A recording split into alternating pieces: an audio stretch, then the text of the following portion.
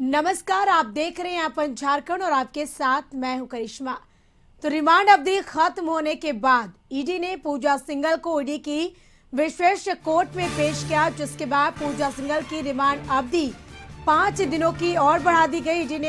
ED के विशेष न्यायालय ने 5 दिनों की रिमांड पर पूजा सिंघल को फिर से दिया। ईडी के अधिकारियों ने 5 दिनों की रिमांड अवधि बढ़ाने के लिए कोर्ट से आग्रह किया था, जिसे कोर्ट ने मंजूर कर लिया। वहीं पूजा सिंघल के सीए सुमन सिंह के भी रिमांड अवधि पेश होने के बाद ईडी के स्पेशल जज के सामने पेश किया गया। इसके साथ ही अब सुमन सिंह को 14 दिनों की रिमांड अवधि पूरी होने के बाद जेल भेज दिया गया। बता दें कि ये पूरा मामला तब उजागर हुआ जब ईडी की छापेमारी के दौरान पूजा सिंघल के सीए सुमन सिंह के घर से 19 करोड़ रुपए से अधिक का कैश बरामद किया गया था।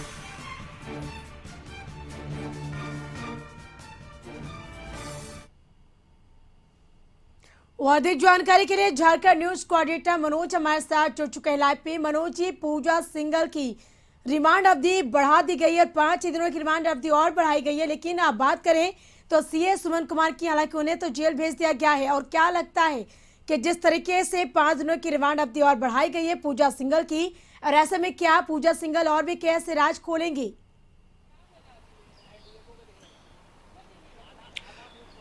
देखिए करिश्मा, ऐसा है कि जो रिमांड अवधि थी सुमन सिंह की वो पूरी हो चुकी थी 14 दिनों की। ऐसे में उन्हें न्यायिक हिरासत में भेजना जो है वो कानून सम्मत था और जो कानून के जो प्रावधान है उसके मुताबिक उनको जाना ही था।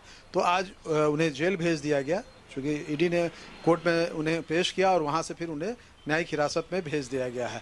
जहाँ तक पूजा सिंघल की बात है तो पूजा सिंघल के से पूछताछ अभी कंप्लीट नहीं हुई है, उसमें और भी कई सारे तथ्य आने हैं। कई जिलों के डीएमओ को भी समन जारी किया गया है। तो ऐसी स्थिति में जो डीएमओ के सामने में बैठाकर जो पूछताछ की जाएगी, तो इसको लेकर के आज ईडी की तरफ से कोर्ट में ये 6 दिनों का रिमांड मांगा गया था कि 6 दिनों की रिमांड जो है वो दी जाए। ऐसे तो कोर्ट ने 5 दिनों की रिमांड दी है। और आप देख सकते हैं ये अभी मैं ठीक ईडी कार्यालय के सामने में खड़ा हूँ, ये ईडी कार्यालय है और कोर्ट से यहाँ उन्हें पूजा सिंघल को यहाँ ले आया जा चुका है। अभी पूछताछ की जा रही है। जो डीएमओ है या जो दूसरे जो अन्य अधिकारी है उन्हें भी बुलाया गया है यहाँ पे पूछताछ के लिए। 2 जिलों के डीएमओ से पूछताछ पूरी हो चुकी है, दुमका और पाकुड़ के। साहेबगंज और हजारीबाग के डीएमओ से भी पूछताछ होनी है, तो वो अभी आए नहीं है। अगले आज देर शाम आए या फिर कल से उनसे पूछताछ शुरू होगी। तो इन सारे चीज़ों को लेकर के जो है कहा जाए तो ईडी की कार्रवाई लगातार तेज हो रही है। और जो तथ्य आए हैं, अभी चूंकि हमारी बात हुई थी जब कोर्ट में पेशी के बाद जब रिमांड मिल गया पूजा सिंघल का ईडी को, तो जो ईडी के जो सीनियर पीपी हैं बीएमपी सिंह, उनसे हमारी बातचीत हुई। उन्होंने स्पष्ट तौर पे कहा चूँकि अभी कई चीज़ जो है वो सामने आने बाकी है। हर दिन पूछताछ में कुछ नए तथ्य आ रहे हैं जो बड़े घोटाले की ओर इशारा कर रहे हैं। बहुत सारे जो दस्तावेज हैं वो सामने में आ रहे हैं, बहुत सारे तथ्य जो दूसरे जगह से भी मिल रहे हैं। तो उन सारे चीज़ों के आधार पे अभी ईडी की कार्रवाई चल रही है और उसको लेकर के अभी पूछताछ चलेगी। उसी में जो 4 डीएमओ को समन भेजा गया था उनमें से 2 से कंप्लीट हो चुकी है, 2 से अभी पूछताछ बाकी है। तो एक तरह से कहा जाए तो ईडी की जो कार्रवाई है वो अभी मुकम्मल नहीं हुई है। और दूसरी तरफ अगर हम बात करेंगे तो इन सारे चीज़ों को लेकर के हाई कोर्ट में भी एक मामला चल रहा है, जिसमें कि लगातार ईडी के द्वारा जो भी कार्रवाई की जा रही है उसकी अद्यतन रिपोर्ट जो है कोर्ट को दी जा रही है, ताकि कोर्ट जो है उन सारे तथ्यों को देख सके।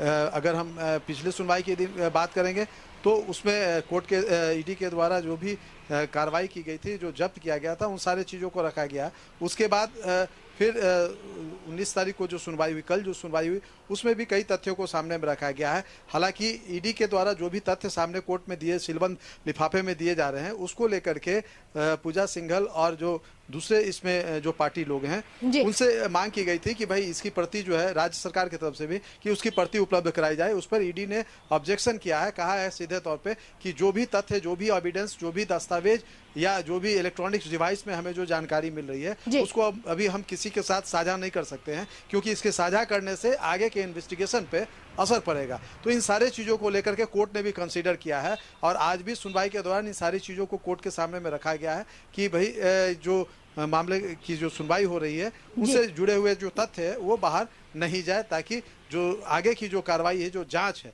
वो प्रभावित ना हो। तो एक तरह से कहा जाए ईडी अपने तरफ से लगातार जो है दबिश बना रही है। अभी 2 डीएमओ से एक पूछताछ में क्या कुछ निकलता है, उसके बाद और कई लोगों के ठिकाने पे जो है छापेमारी होती है या और कई लोगों से पूछताछ की जाती है। क्योंकि इसका कनेक्शन अगर हम देखें तो जिलों से लेकर के मतलब राज्य के दूसरे शहरों तक भी पहुंचा है, दूसरे राज्यों तक भी पहुंचा है। बिल्कुल मनोज जी, देखिए अगर कुल मिला के कहा जाए, क्योंकि जिस तरीके से पूजा सिंघल मामले को लेकर ईडी के रडार पर कई अधिकारी भी हैं और ऐसे में लगातार पूछताछ भी चल रही ईडी की, लेकिन डीएमओ की अगर हम बात करें तो डीएमओ से भी ईडी की पूछताछ चल रही है। ऐसे में किस आधार पर डीएमओ से पूछताछ की जा रही है, इसको लेकर क्या जानकारी?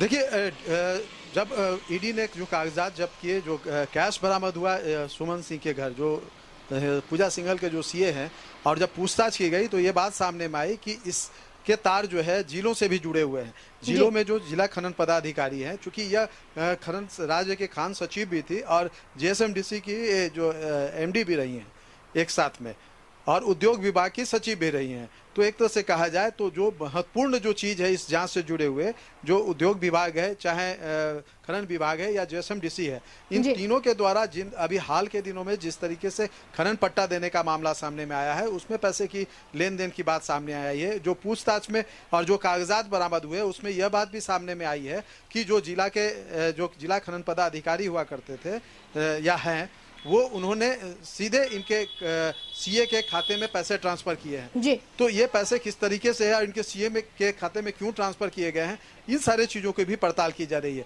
इसके बाद अगर हम बात करेंगे तो हाल के दिनों में जो दस्तावेज बरामद हुए हैं, उस दस्तावेजों में भी इस बात की पुष्टि हुई है, जो ईडी के द्वारा कोर्ट को बताया गया कि इनका लिंक जो है जिलों से जुड़ा हुआ रहा है। तो एक तरह से कहा जाए तो ये काफ़ी महत्वपूर्ण हो गया है। और कि जिला के जो खनन पदाधिकारी हैं उनसे पूछताछ में क्या कुछ निकलता है। पूछताछ में 2 जिलों के जो खनन पदाधिकारी है उन्होंने भी इस बात को स्वीकार किया कि वहाँ जो पैसे लिए जाते थे वो राशि तक आते थे पैसे, और वही पैसे जो है सीए के खाते में गए हैं। तो एक तरह से कहा जाए एक बड़ा एविडेंस है ईडी के लिए कि इस तरह की बातें सामने में आई है पूछताछ की। और मैं बता दूं, अभी अगर हम बात करेंगे तो अभी पूजा सिंघल जब कोर्ट से यहाँ लौट के आई है तो उनकी नियमित जांच के लिए यहाँ मेडिकल टीम को बुलाया गया है। अभी डॉक्टरों की टीम आई हुई है, उनका मेडिकल जांच कर रही है। तो एक तरह से कहा जाए ईडी कोई भी एक जो है क्लू नहीं छोड़ना चाहती है कि जो दूसरे पार्टी हैं वो जो है उन्हें मौका मिले और उसके आधार पे वो इस कार्रवाई में किसी भी तरह का बाधा उत्पन्न कर सके, चाहे बात स्वास्थ्य की हो या साइंटिफिक एविडेंस की हो या जो तथ्य जो सामने आ रहे हैं उनको सामने रखने की हो। तो एक एक चीज को फूक फूक करके रख रही है, काफी होमवर्क किया हुआ है।